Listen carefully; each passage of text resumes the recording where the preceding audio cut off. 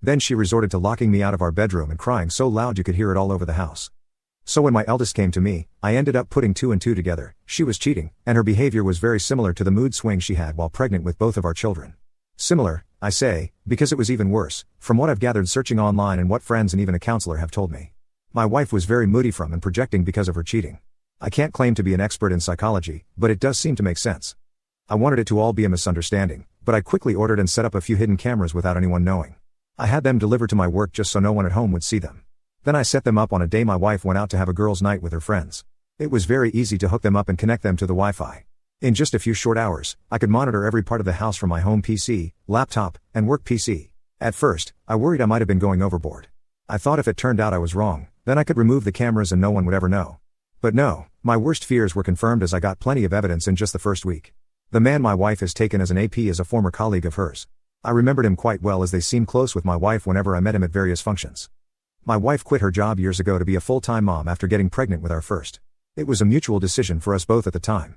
My wife stayed connected with her former coworkers as they were her best friends. But not anymore. What I'm about to tell you has pretty much made her hated by everyone. Firstly, the AP is younger than my wife by about a decade.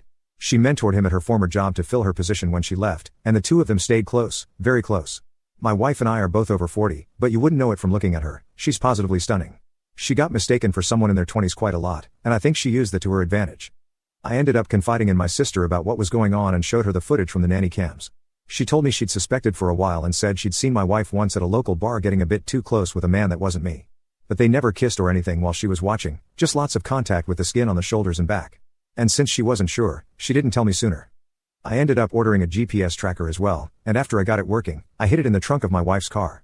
My sister and her husband agreed to help me and follow the tracker on my wife's next supposed night out with friends. She went to a completely different place, much further away than where she usually goes, and from there, she met up with AP. My sister and brother-in-law observed them for some time from their car and noticed AP kept rubbing her stomach while they were talking, and they recorded video of this too. When I saw the footage, I knew she had to be pregnant with his baby. Since she was so moody at home, my sister and Bill had to calm me down because I turned into a complete mess. I wanted to drink, but my sister very correctly told me that drinking was the worst thing I could do at the moment. Later, I decided to take a leave from work but told my wife I was actually going to be on a business trip. She couldn't have been more excited about it and didn't try very hard to hide her glee that I'd be leaving for a while. Who is this woman? She's certainly not the one I married almost 20 years ago, right? Did someone who looks exactly like her just take her place one day? Is she an alien from the pod people? Did I ever really know her? The more I thought about it, the less it made sense to me. So my end conclusion was that trying to make sense of anything wouldn't do me any good. I had cameras all over the house, and my sister and brother-in-law agreed to take my kids for a few days because they love visiting auntie and uncle in the city. This gave my wife the exact opening she wanted. She called AP only a few hours after I left, and he showed up that evening to spend the night. I won't go into any detail about what they did around the house, you can fill in those details yourselves. But on top of all that, they were joking about me continuously. They openly talked about their baby and how they needed to figure out what to do before it starts to show, as she was already over 4 months along by then, and there was no way it could be passed off as mine. AP is a different race from me, so it'd be pretty easy to tell the baby wouldn't be mine from birth. My wife brushed AP's concerns aside and said that they had months to figure it out. Then she shamelessly admitted this wasn't even her first affair, as she'd slept with another man when she was 25. She told AP she was sick of having to act like the good housewife and was tired of being around a boring man like myself that made her feel old. And if it wasn't for me being so financially stable she'd have left me long ago. Even her AP asked her about what her plan is with our kids. Her exact words were he can have them. She didn't even want to be around our kids anymore. Because she thought they liked me better and she'd soon be having her do-over baby anyway. I very nearly threw the laptop on the floor in my motel room because I was so disgusted.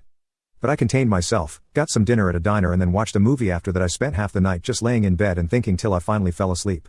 I thought I knew my wife so well, I loved her and would have given her all I had to give, but in the end some people are just like this and you can never really know who they are till they reveal their true self. I made up my mind right then to destroy her in a divorce.